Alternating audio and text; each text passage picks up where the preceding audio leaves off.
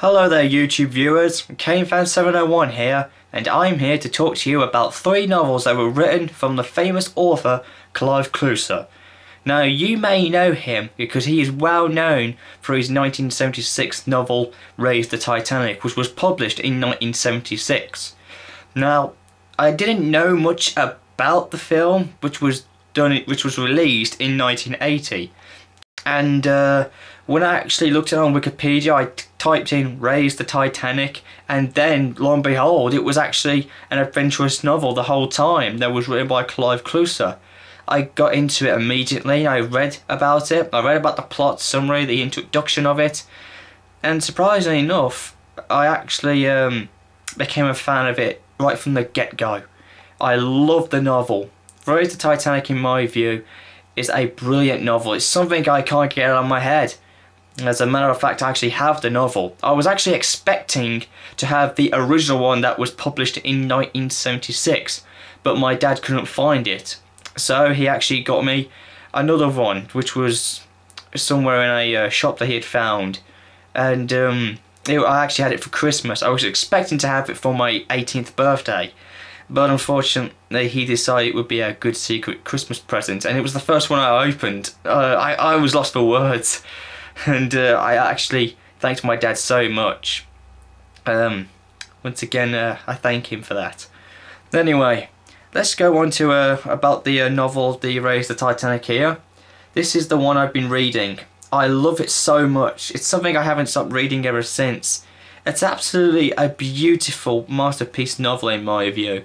You can actually see the Titanic on the front cover with, I don't know what's with the huge lightning bolt with it, and surrounded with the iceberg, and it's got Clive Cussler's name, and also it has the title Raise the Titanic on, and the Daily Mail underneath.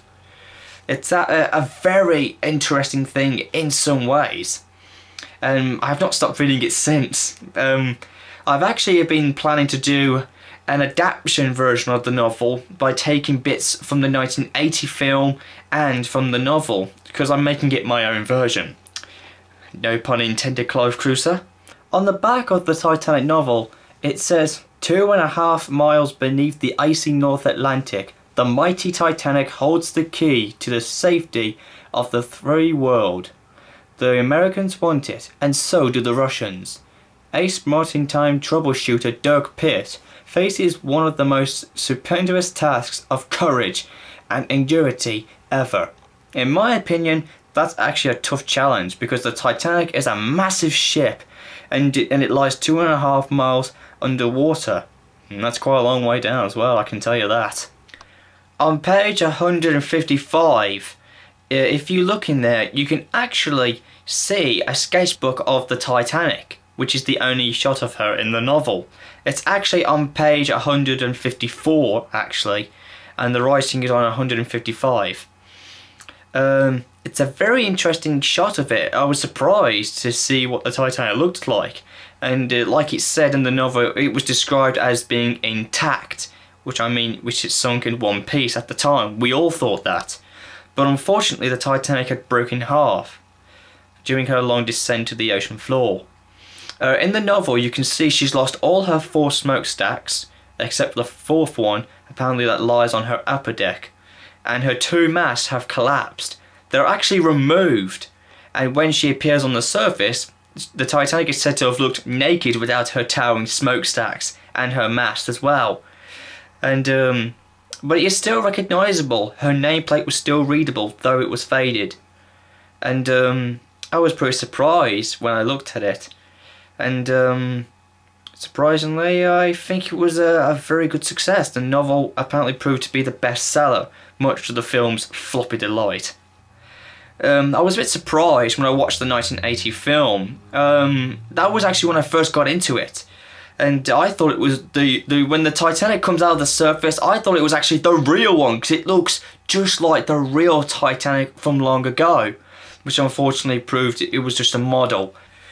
That brings us to the end of our Raise the Titanic novel, and now we're moving on to another one which I actually bought with my own money, and it's actually called Vixen III. This was the novel that was done after Raise the Titanic. This is the events leading up after it.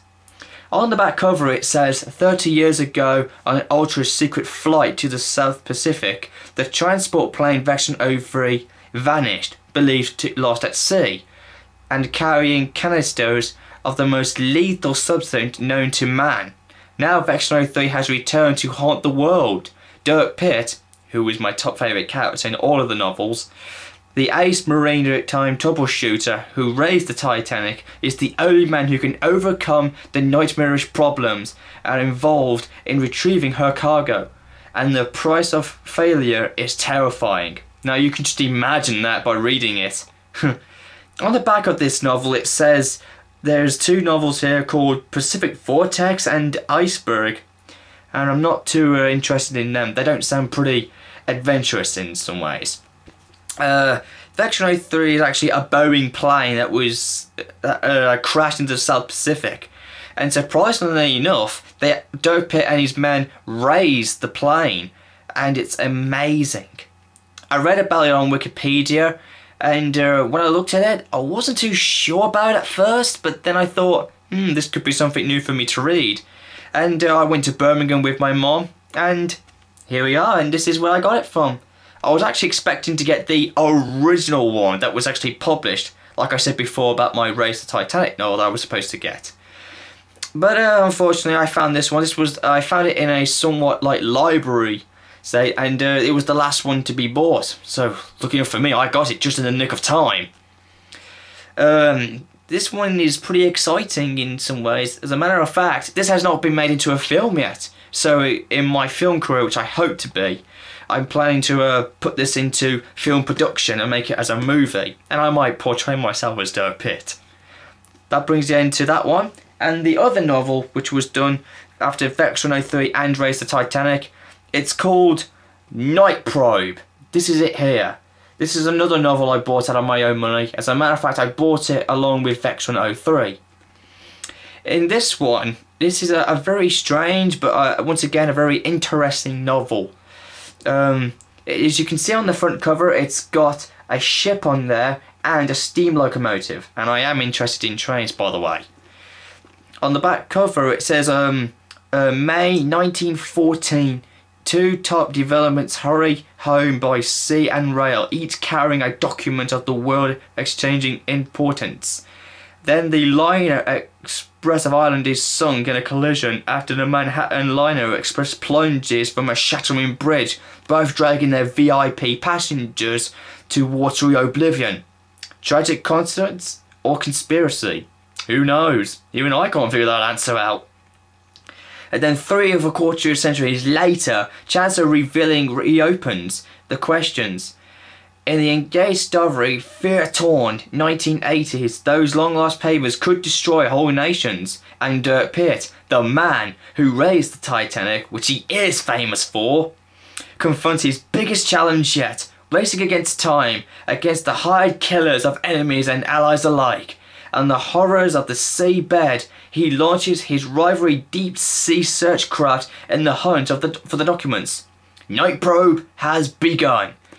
And this is actually very interesting. The writing on the back is brilliant. As a matter of fact, I've just got up to chapter 3.